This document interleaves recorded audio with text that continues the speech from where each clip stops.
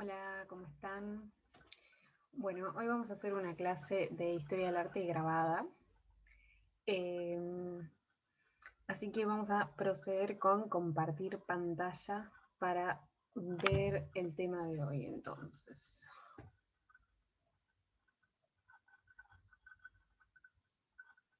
Muy bien.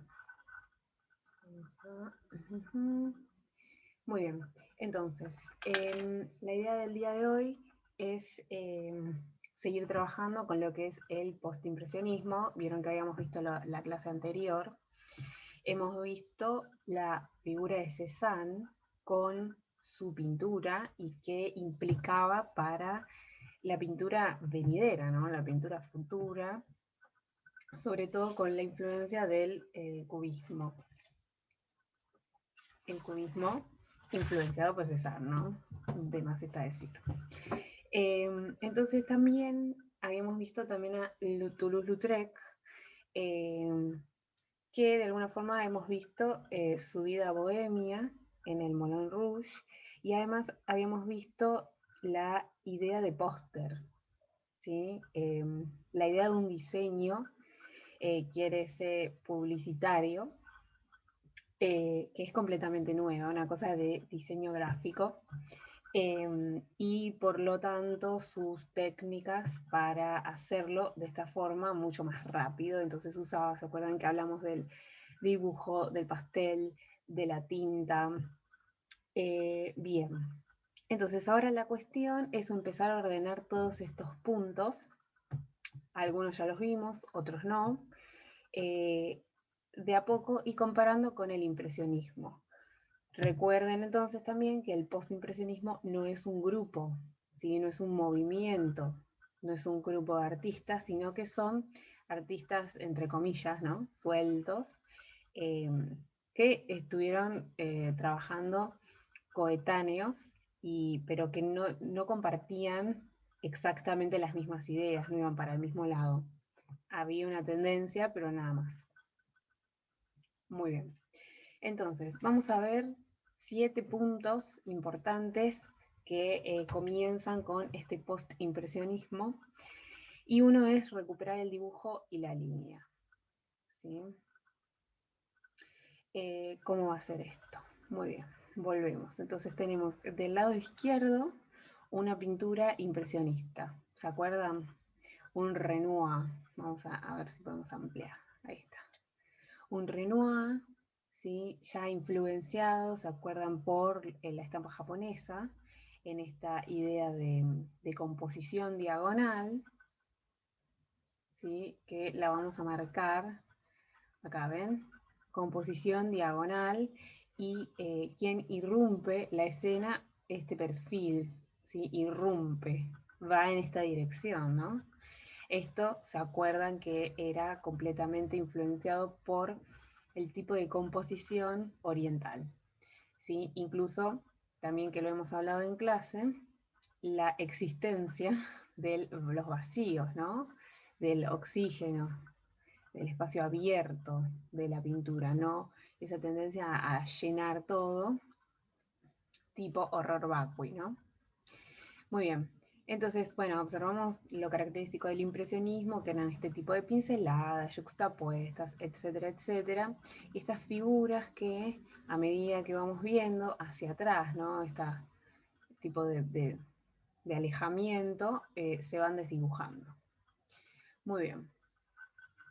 ¿Observamos línea en la pintura impresionista? No. ¿No?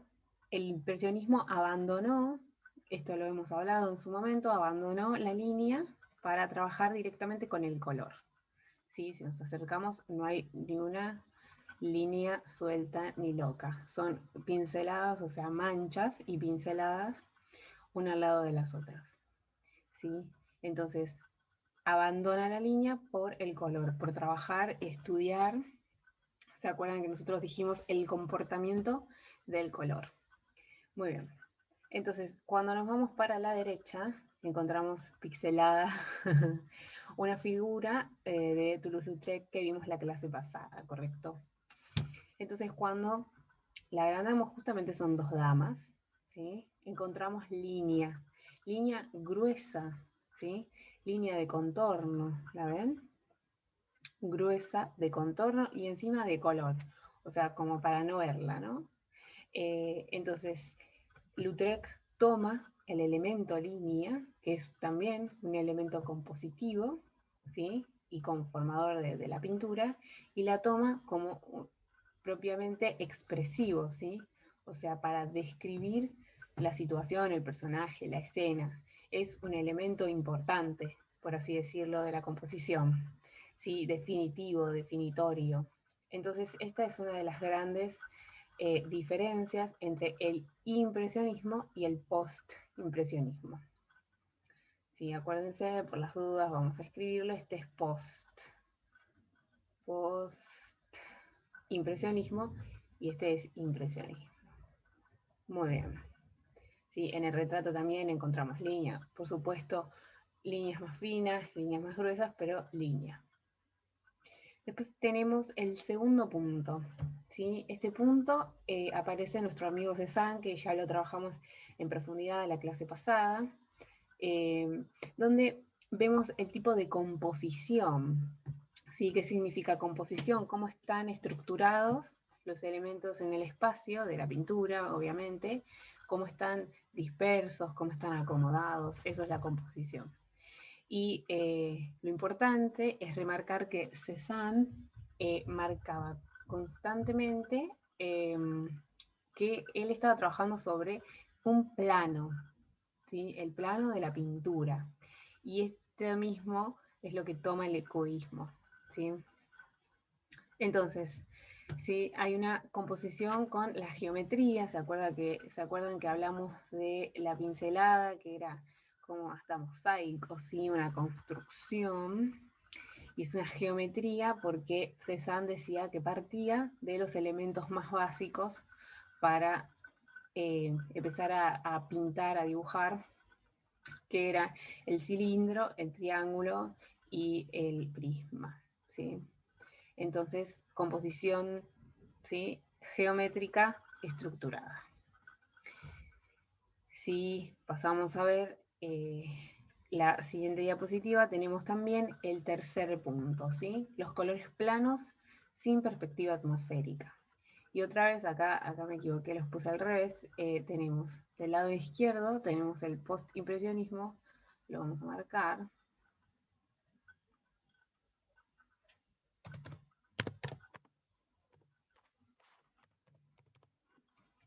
Sí, el postimpresionismo es este, ¿sí? El izquierdo, por las dudas, lo marcamos.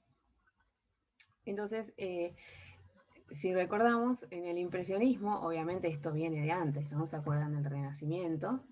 El impresionismo trataba sobre el paisaje y utilizaban los tonos azulados para alejar los elementos.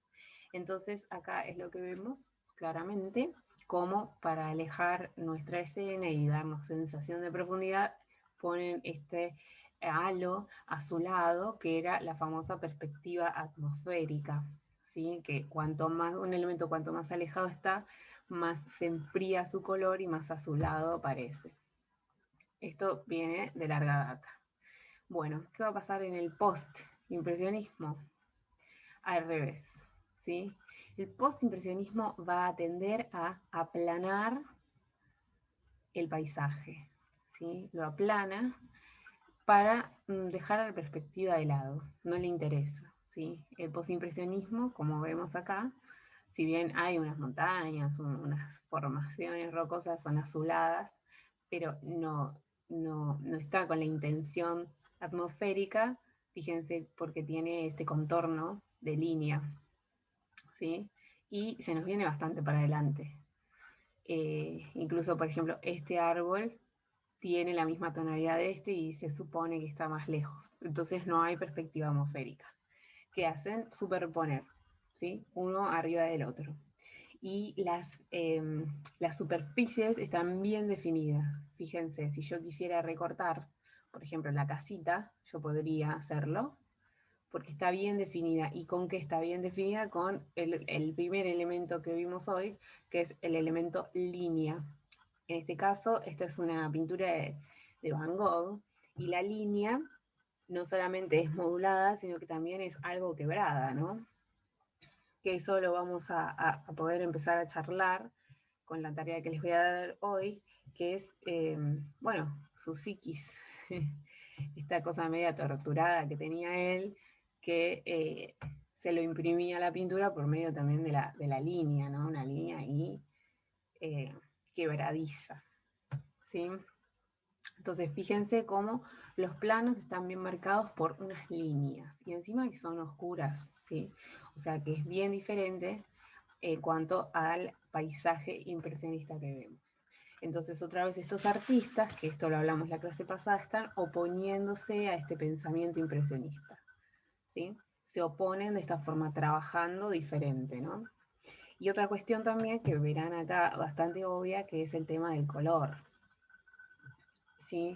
El impresionismo, si bien trabajó estudiando el color en profundidad, eh, todavía seguía con esta idea del color local, ¿no? El tronco del árbol es marrón, ¿sí? Color tierra.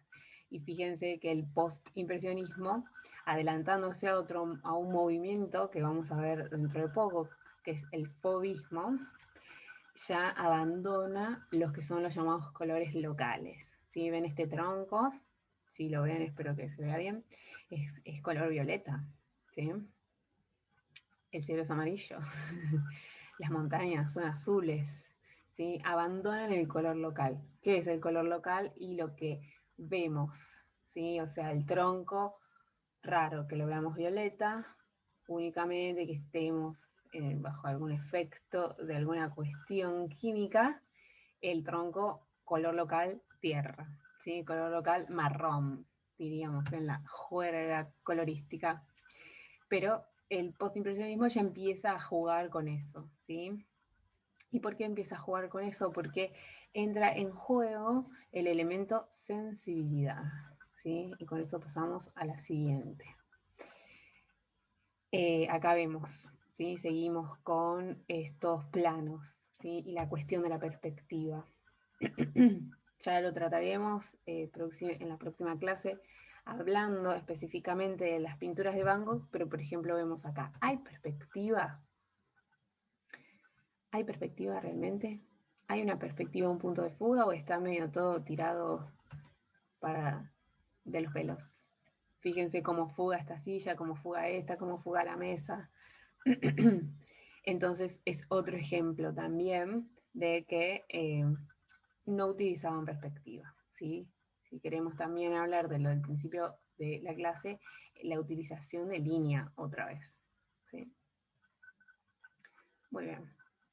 Entonces decíamos recién sensibilidad y con sensibilidad también vamos a charlar de la individualidad en nuestro punto 3b, ¿sí? En el punto 3 decíamos, bueno, colores planos sin perspectiva atmosférica, ese era el A, y el B es la sensibilidad y la individualidad en las pinturas. ¿Y cómo lo vamos a ver? Bueno, en este caso tenemos una pintura de Gauguin, ¿sí? Paul Gauguin, muy amigo de Van Gogh. Ya veremos su obra también en profundidad. En este caso tiene un Cristo, ¿sí? Un Cristo como amarillo, ¿sí? Otra vez, volvemos al punto anterior. Todo el tiempo vamos a estar relacionando esto, ¿eh? Entonces este Cristo amarillo además tiene una línea bastante marcada y un tipo de figura estilizada, ¿sí? Esto ya también lo vamos a ver más en profundidad, o sea que no hay un canon o una idea de tratar de copiar la realidad tal cual es, ¿no? Pero por medio de esto que es la sensibilidad y pensarse a sí mismo como artista, por eso la individualidad, va a tender a usar una paleta de color diferente, ¿sí? Con individualidad también nos referimos a algo que quizás no está explícito en las pinturas en general, aunque vamos a ver otras que sí, que es esta cuestión también de un artista que se piensa a sí mismo, es un artista que piensa su obra y que lo escribe. Y esto lo vamos a ver en los diarios de Gauguin, que son escritos sobre los salvajes, se llaman, y que él iba escribiendo sus memorias en sus viajes. Saben que él se va a la Polinesia para escapar de la civilización. Era banquero, si mal no recuerdo. O sea, estaba atado al materialismo occidental y capitalista, y de repente da un volatazo y se va hacia la Polinesia para intentar encontrar su yo primitivo, o su yo original, más que primitivo. ¿Sí? Incluso en estos momentos, sí, mientras Gauguin trabaja estos temas, también se da el origen de la antropología, ¿sí? La antropología moderna. Entonces, fíjense que no es nada azaroso, sino que también son momentos de la humanidad que está trabajando estos temas, ¿sí? Con eso nos referimos a individualidad. Un artista que se piensa su obra, reflexiona, no está subordinado a encargos de un papa, por ejemplo, como ocurría con los artistas antes de estos, ¿no? Bueno, con esto también vamos al punto 4, ¿sí? Que son los trazos con fuerza o carga. ¿Qué significa carga? Una pincelada importante de material, ¿no? O sea, matérica. Y esto es lo que vemos, por ejemplo, acá en una pintura de Van Gogh, ¿sí? Esto, acuérdense, pueden entrar al Google Art Project, y pueden ampliar las pinturas para poder observarlas de cerca, ¿sí? Fíjense que superpone la pincelada, pero además es una pincelada con mucho óleo, mucho, se los recontra gastaba, y su hermano le tenía que mandar plata todo el tiempo porque gastaba mucho en óleo el amigo Vincent. Fíjense acá que se ve un poquito más, ¿sí? Entonces, estas pinceladas cargadas y marcadas, ¿sí? Es un trazo que tiene fuerza, ¿sí? No es nada más mucha pintura, sino que está impresa la energía y la fuerza del artista. ¿Sí? Esto es muy importante, no es algo que sea superficial. Obviamente se observa, es obvio, pero no es superficial. Esto hace también al pensamiento sobre la pintura misma. Muy bien. Luego también el punto 5 es reaparece la figura humana. Para eso yo me voy a pasar, y acá tenemos una pintura impresionista. ¿Estas se acuerdan? Porque se las mostré en una de las primeras clases. ¿Sí? ¿Cómo tenemos la figura humana acá? Digamos, se pierde en el paisaje. Ven que si yo quisiera, por más que agrande la imagen, yo no puedo definir un retrato, un rostro que me cuente una emoción que tenía en ese momento el personaje. No, la figura humana está por debajo, de alguna forma supeditada al paisaje. Y esto se ve en muchas pinturas impresionistas. Sí, no quiere decir que estén todas, obviamente hay excepciones, ¿no? Pero en general el impresionismo deja a los personajes y a la figura humana un poco impersonales, ¿sí? En el paisaje. No se puede ver el estado de ánimo del artista tampoco en las pinturas, ¿sí? Si bien tiene mucha carga, no vemos esa sensibilidad extrema como se ve en el postimpresionismo, ¿sí? Que sí se ve. Entonces, fíjense, esta también es una pintura de Gauguin, donde la figura es principal acá, ¿sí? Y no solamente reaparece, sino que son personajes que no son occidentales, eso también lo veremos en su momento, ¿sí? Y en primer plano. Otra vez línea, sin perspectiva atmosférica. Fíjense cómo se van repitiendo todos estos elementos, ¿sí? Y después también tenemos el punto 6, subjetividad y emoción, ¿sí? Acá es importante también pensar y conocer a los artistas detrás de estas pinturas, y por eso nosotros nos vamos a sumergir un poco en el mundo, en este caso de Van Gogh, por medio de sus cartas, ¿sí? La cuestión es que ellos van a pintar la realidad con los ojos del alma, de alguna forma, ¿sí? No están con una mirada científica. ¿Se acuerdan cómo en el neoimpresionismo que se trataba nada más de analizar el color y esta pincelada, y se acuerdan las teorías del color de Gevrel, pero nada más, era una mirada bastante superficial. En este caso acá Van Gogh está poniéndole mucho sentimiento, ¿sí? Y mucha subjetividad.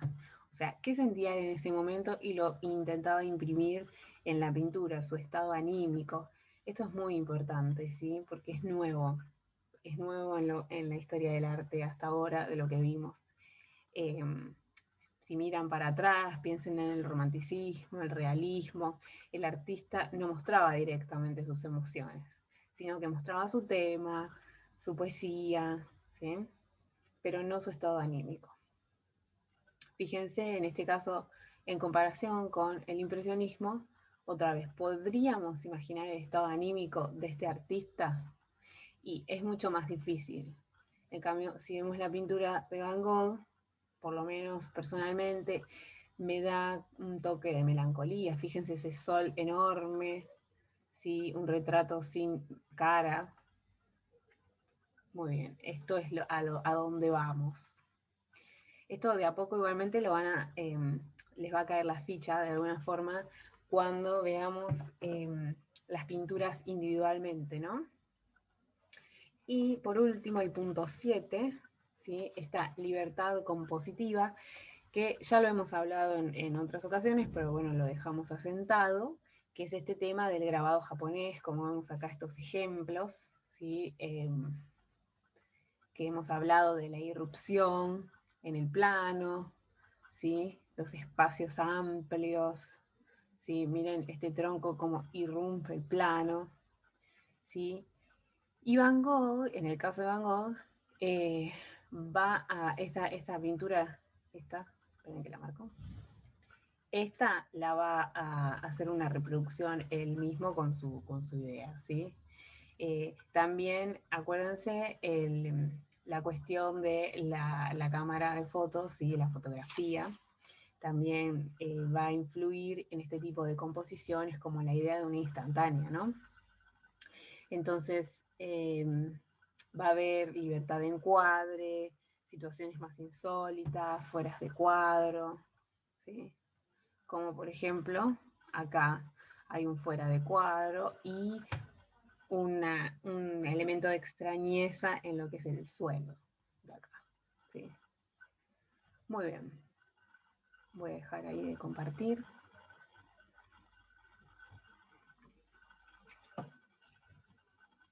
Muy bien, entonces, por hoy llegamos hasta acá, no quiero cargarles mucho más porque necesito que lean, ¿sí? En esta oportunidad.